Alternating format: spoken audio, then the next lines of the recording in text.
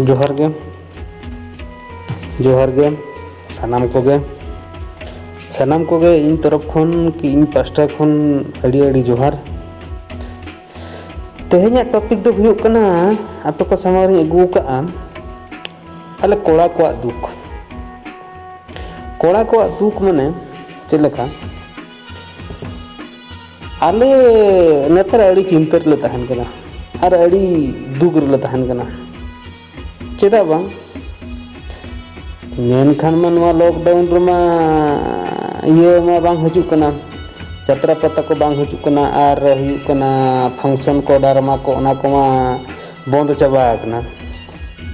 ओना खातिर आले अड़ी दुख रे मना ले इन भाभी का नवा को इदी कते इन मिटन सरकार ठन मिटन एप्लीकेशन ओला ऑल रना मुरो का कारण दो हुयुग कना आले कोड़ा को नितो कुड़ी वाले पटा दड़ा को कना चेदा वाले पटा दड़ा को कना एक मा आले लॉकडाउन रे ओड़ा खन वाले उडू दड़ा कना दुई रे हुयुग कना कुड़ी नेतार कुड़ी वैकेंसी बनोनी वैकेंसी बांग नामो कना और जुदी वैकेंसी जुदी नामो कना अड़ी कष्टते बापे पतिया इन मिटन कुड़ी गिद्रे पछले रे इन अचुरनी जाऊ लॉकडाउन रे बाको नामो कानते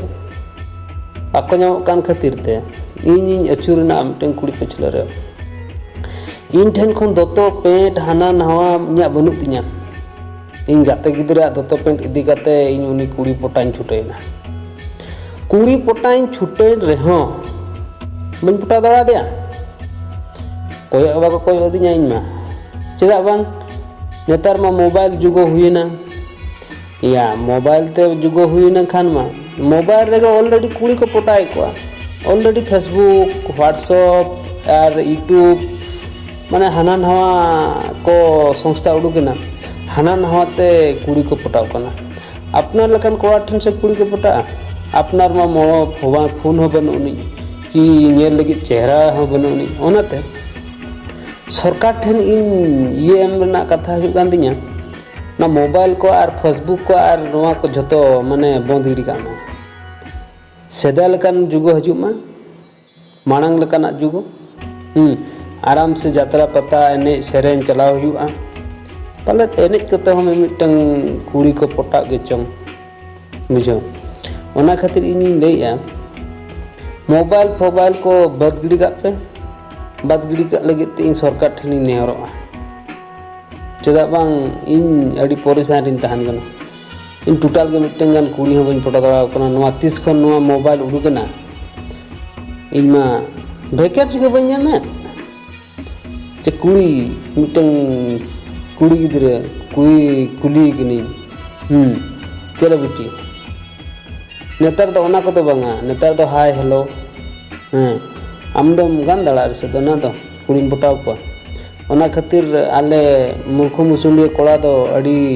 दुख रे मना लिया ओना के सरकार ठेला अरदास ए नवा फोन फान हाना नवा जतो बंद गिड़ी का पे मदगड़ी का पे इने खान आले के ले सुविधा जोहार गे यदि बेस पे बुझेगा खान दो लाइक पे शेयर पे और कमेंट हो कमेंट पे हाँ से चेट पे बुझे चेट बांग यदि आपे दुख पे बुझे खान तो कमेंट पे यदि बापे बुझे खान तो रस्के कथा इन में अड़ी दुख बुझे कोई हो रेगी होचो लगे नवा दो रिकॉर्डिंग दो बांग बनाव कना नवा दो